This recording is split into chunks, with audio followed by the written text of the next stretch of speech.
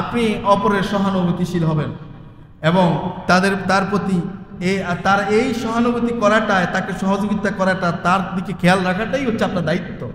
এটা ইসলামী সমাজের দায়িত্বশীলদের এবং প্রত্যেক মানুষ এটা উপলব্ধি করে। কিন্তু আজকে আমরা এমন এক সমাজে বসবাস করছি যার কারণে আজকে ধনীরা আরো ধনী হচ্ছে, গরিবরা গরিব হচ্ছে। কিন্তু এক প্রকার সমাজে কিছু মানুষ আঙ্গুল ফুলে কলা গাছ হয়ে যাচ্ছে। কথা বলেন ঠিক কিনা? এজন্য ইসলাম আপনাদেরকে নির্দেশ করছে মুমিনদের পারস্পরিক ভালোবাসা, দয়া ও সহানুভূতি দৃষ্টান্ত একটা দেহের মতো। যেমন দেহের কোনো অঙ্গ যদি আঘাতপ্রাপ্ত হন, দেহের কোনো একটা অংশ যদি আপনি আক্রান্ত হন, তাহলে এই আঘাতটা, এই ব্যথাটা আপনার জ্বরের মতো, অনিদ্রার মতো কাতর হয়ে যায়। অন্য জায়গায় আঘাত লাগে, শরীরে জ্বর আসে, ব্যথা অনুভূত হয়।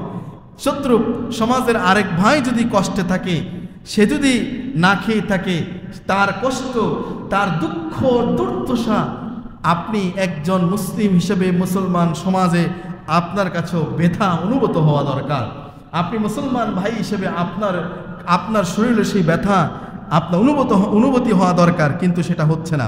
প্রিয় ভাইয়েরা, যে ব্যক্তি সহিহ বুখারী এবং সহিহ মুসলিম এসেছে যে ব্যক্তি তার ভাইয়ের প্রয়োজনে, তার ভাই প্রয়োজন সহায়তা করা, এই প্রয়োজনে সহায়তা করে, আল্লাহ রাব্বুল আলামিন ওই ব্যক্তির প্রয়োজন যখন হবে সেই প্রয়োজনে সরাসরি আল্লাহ তাকে সাহায্য করবেন, সহায়তা করবেন। সুবহানাল্লাহ।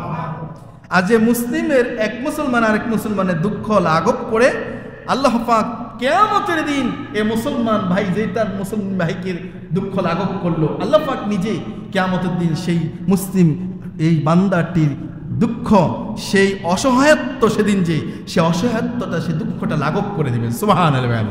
বলেন, আজকে আপনি আপনার এক মুসলিম দুঃখী দরদি ভাইয়ের পাশে দাঁড়ালেন, তার দুঃখটাকে সলভ করলেন, আপনি তার সহায়তা করলেন, আর এর বিনিময়ে যদি আপনি আপনার রবের পক্ষ থেকে সেদিন আপনি অসহায়ত্ব, সেই দিন আপনার রবের সহায়তা আপনি পাবেন, এটা যদি হয়, তাহলে এই পলিসি কি গ্রহণ করতে আমরা রাজি নই? কথা বুঝেন নাই? এই পলিসি কি, এই নীতি কি আমরা অবলম্বন করতে চাই না? তাহলে দুনিয়ায় অসহায়, নির্যাতিত, আপনার দুঃখ দুর্দশাগ্রস্ত মানুষকে সহায়তা, তার দুঃখ লাঘব করতে হবে। বিনিময়ে আমরা দুনিয়ার কারো কাছে কিচ্ছু চাই না, আমরা চাইবো কার কাছে? আল্লাহর কাছে। আল্লাহ তাআলা আমার দুঃখ দুর্দশাকে লাঘব করবেন। সুবহানাল্লাহ। মুসলিম